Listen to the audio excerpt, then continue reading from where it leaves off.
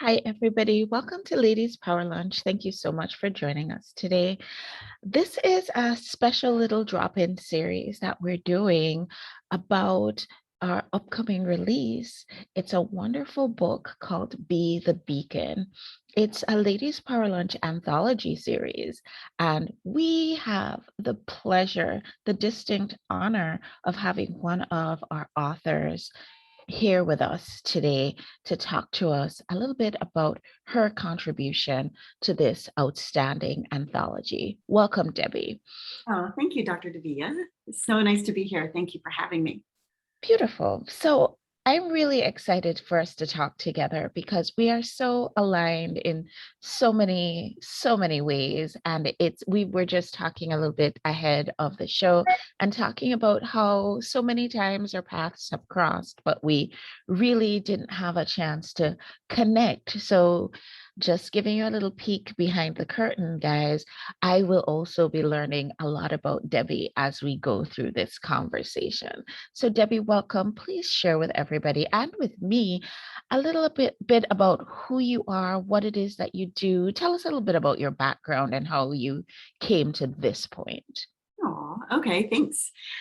So I call myself an energy body vibration expert is what I call myself. And how I got there was um, in the early 90s, I went back to school, community college, to take some psychology classes. And at the end of class one day, my instructor said, for anybody interested, I also teach parapsychology classes. Well, all the hair on my body stood straight up. And I thought, oh, I got to go find out what this is. So I spoke with the instructor after. Well, she ended up, she started a school called the New England School of Metaphysics. And I went there for 6 years. I took everything she had to offer. I graduated. I'm a Reiki master teacher. So I do a lot of hands-on healing work. Um, the language around that in the 90s kind of like pushed people away, like, oh, hands-on healing, like I was some kind of, some people thought I was a witch. Some people thought I was some type of Christian, something. Who knows what people thought, but you could tell from their facial expressions whether it was like, ooh, okay, like, or they were like, oh, tell me more. So there was that whole evolution of all of that. And I kind of, in that period after I graduated, I was also starting my family. So I was having children at that time.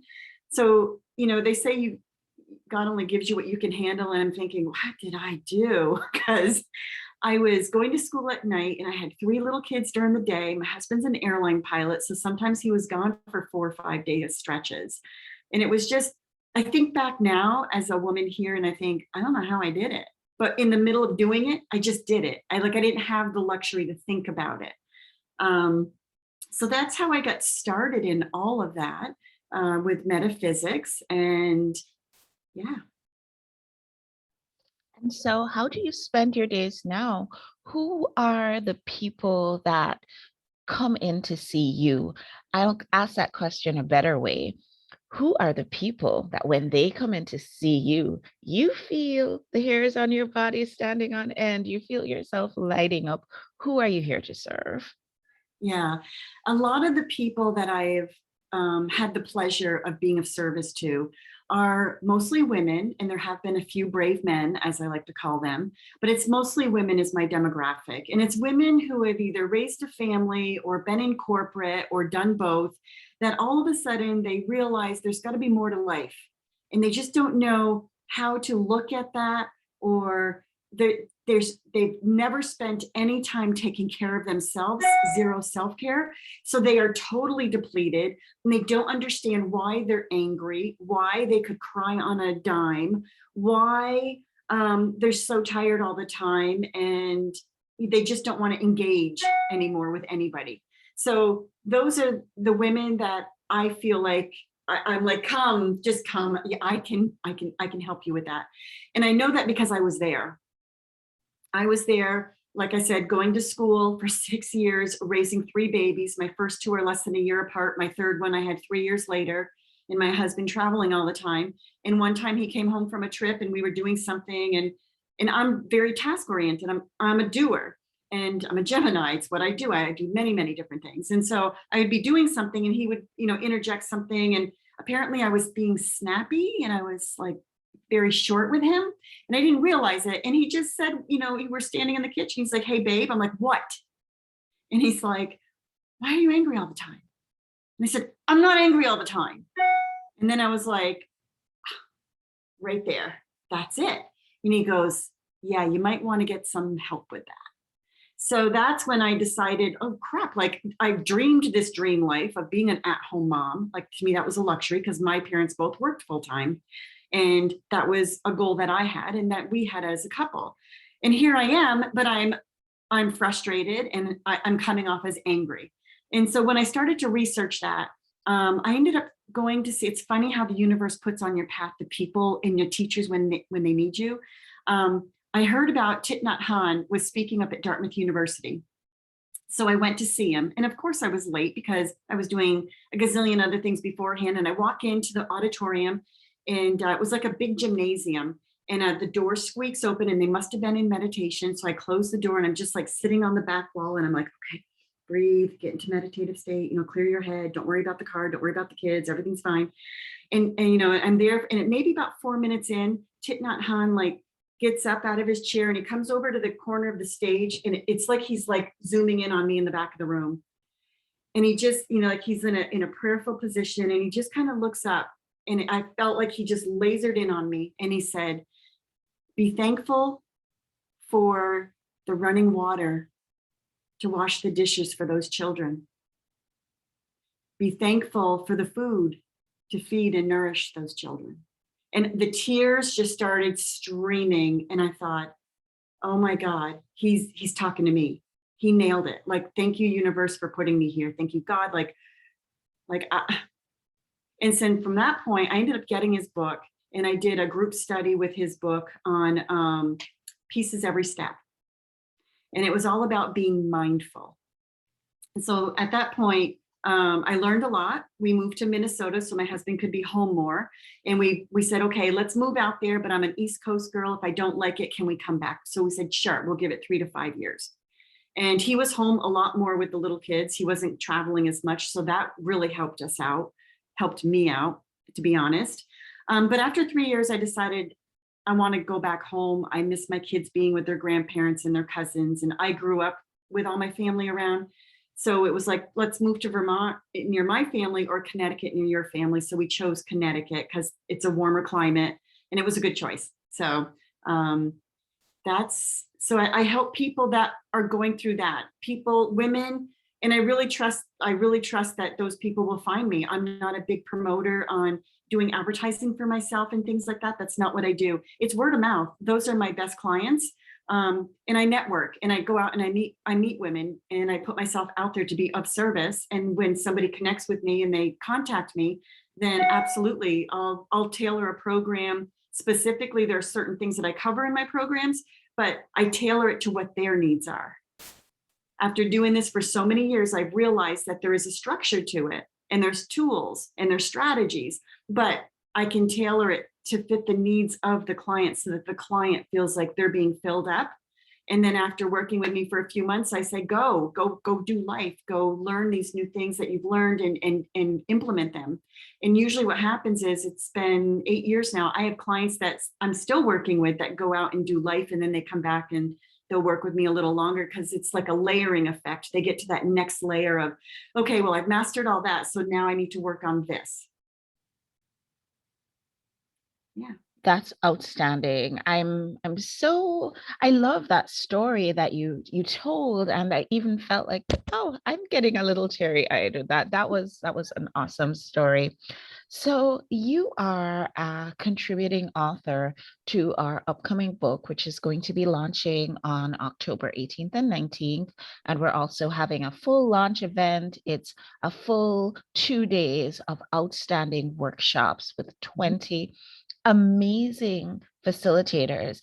And so I want to ask you, Debbie, I mean, like I said before, we know each other because we kind of run in the same circles, but we were never really close. So how did you decide to be a part of this Be the Beacon project that we're doing?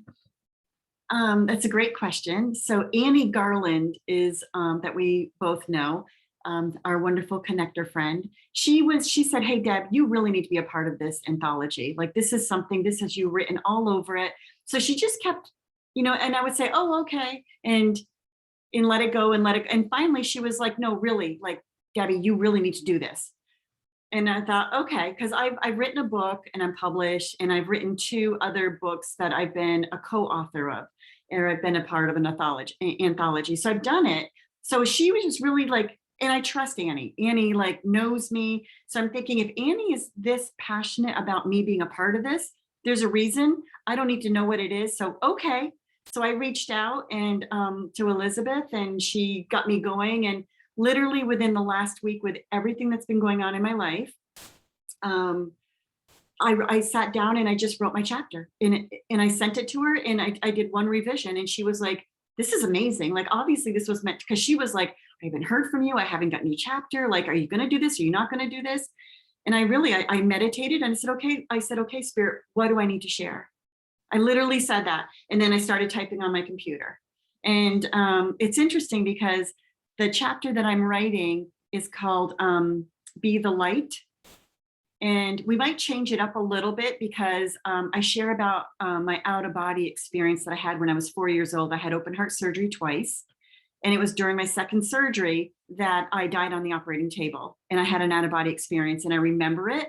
I've been looked at Amherst University through Dr. Norton Berkowitz, who put me under hypnosis in front of his colleagues. And they just kind of brought me back. So I'm excited to share that in the book. There's a lot to it about being the light and about how my out of body experience.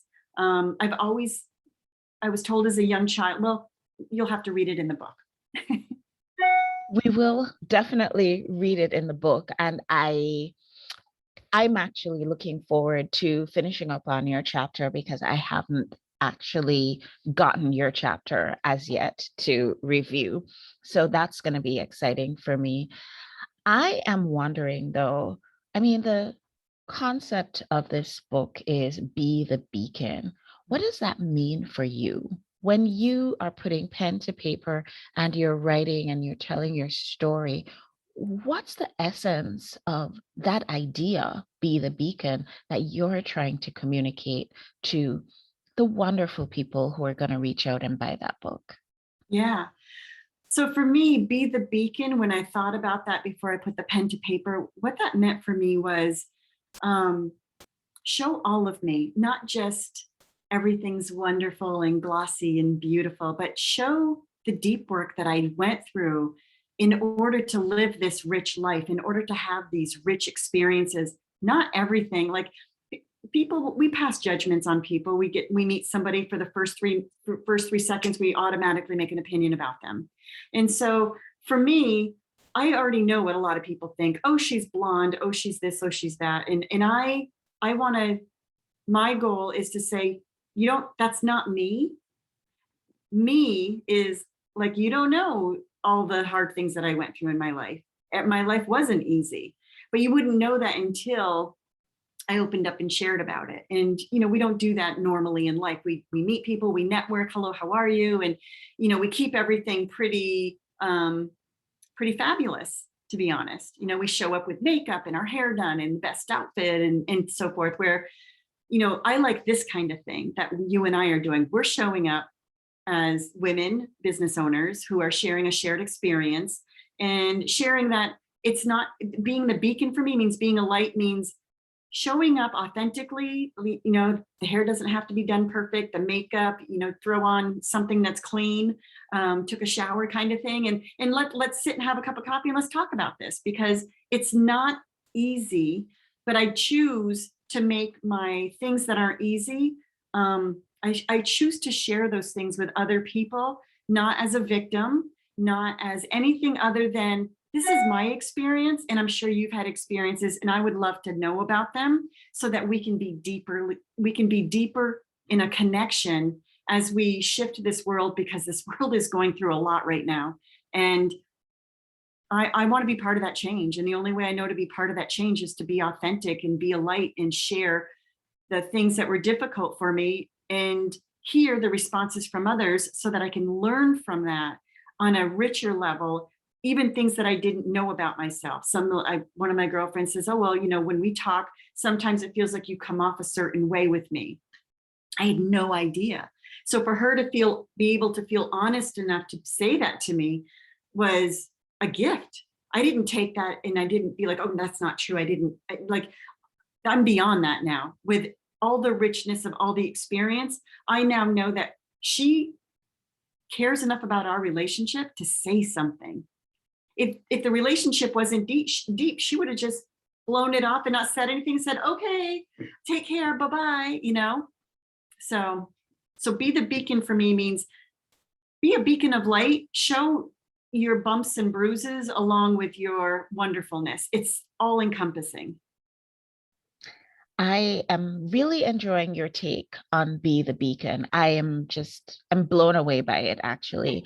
And you know why that's so important, Debbie? Because right now we live in this Instagram world. We live in a world where our sentences have to be as short as a tweet. We live in a world where, you show this face for TikTok viewers. It's not deep, meaningful, soul touching, source led conversations that you see happening out there every day. However, we're also in a time where there's such a great opportunity for us to connect in this deep, meaningful way. And there's so many of us who are going through all sorts of things. You raise the point that you look at people and you make judgments, but you don't know what they've been going through.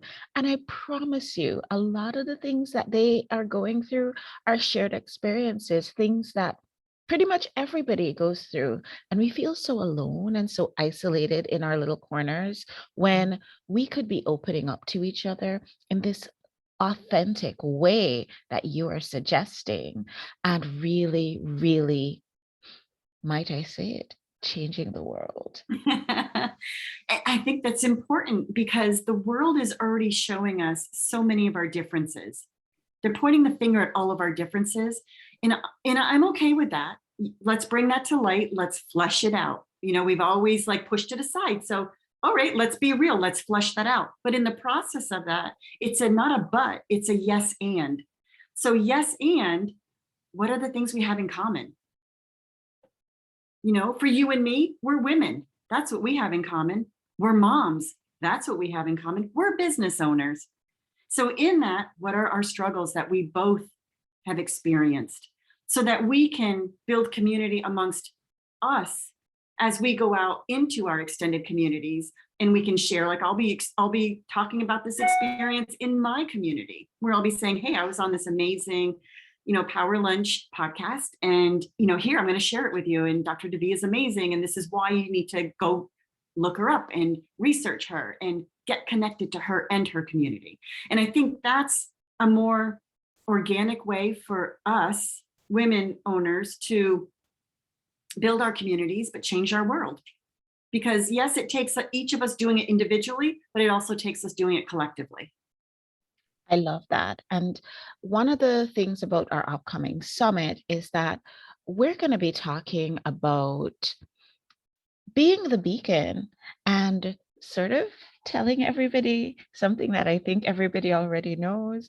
You don't need permission to be the beacon. You just need to be it. That's all you need. And we're going to be talking about the reluctant beacon. We're going to be talking about the beacon that's at that spark level, because that's pretty important. If you take a spark, quoting Eckhart Tolle here, take a spark, add it to a log, wait some time, and when you try to separate that original spark from the flame that has become the log, you're going to find that the spark has grown just from being in association. And so being a spark is super important.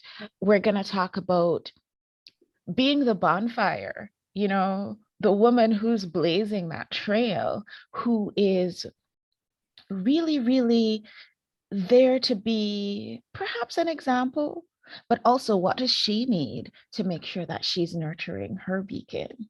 Mm-hmm. We're going to be talking about being the lighthouse, because let's face it, some of us are at that stage where we've seen it, we've done it, we've bought the t-shirt, and now we're ready to share that with others. And what does she need? What does that lighthouse need? She needs to have other lighthouses that she can link arms with, that she can bounce ideas off, that she can be supported by as her community. And so we're gonna troubleshoot all of that in a workshop style.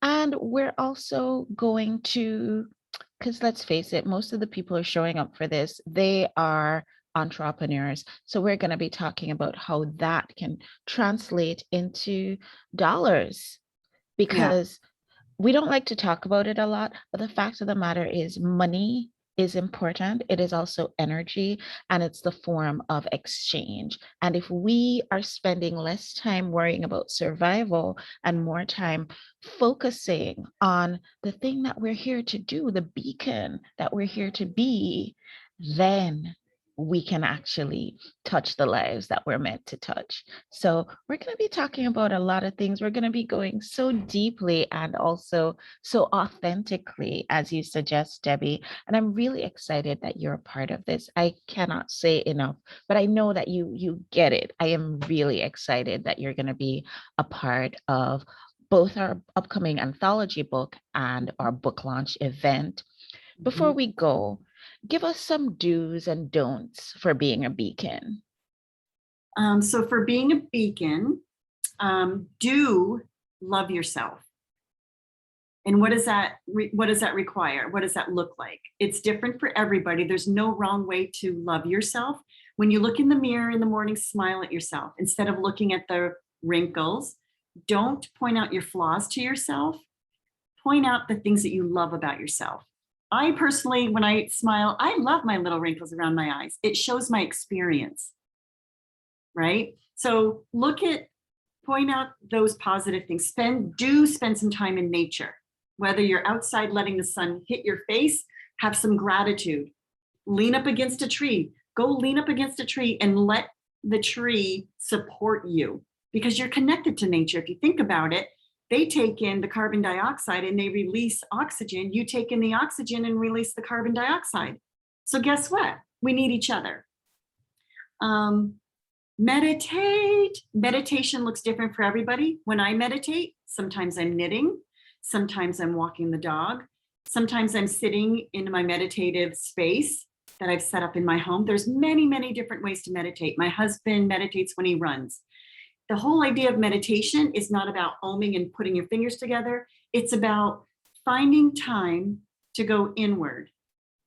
And it's scary at first because you haven't practiced it. So it's not something that you feel it's natural.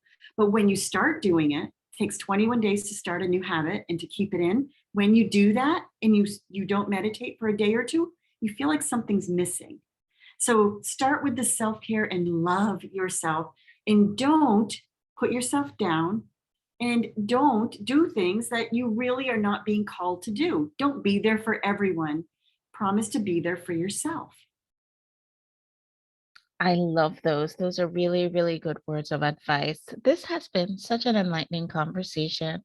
Looking forward to having you on our launch program, Be the Beacon, October 18th and 19th. It's going to be virtual. So no matter where you are, you can be a part of it. And I would like to invite anybody who's interested in participating to just get more information at our website.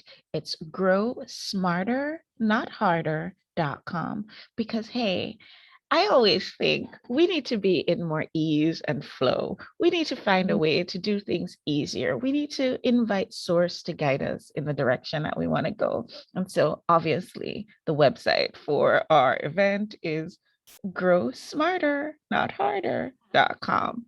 Any final words, Debbie, before we go? If you liked things that I had to say today and you want to learn more about me, just head over to my website, debbiesodergren.com. And I have a lot of blogs on there and they're archived. So you can just go in there, and when something draws your attention, go read an article and be enlightened. There's free tools on there. There's learn more about me, and definitely be a part of Be the Beacon. Definitely be a part of these workshops that we're going to be hosting. and be a part of the book itself by supporting it when it comes out and getting the book and connecting with the authors that are in there. We're all very approachable. I love that. Thank you so much, Debbie. This has been a wonderful conversation. I want to say thank you to all our friends who've been watching over in our Ladies Power Lunch Yeah. Facebook group. And I'll see you guys on the next show. Bye, everyone. Thank you.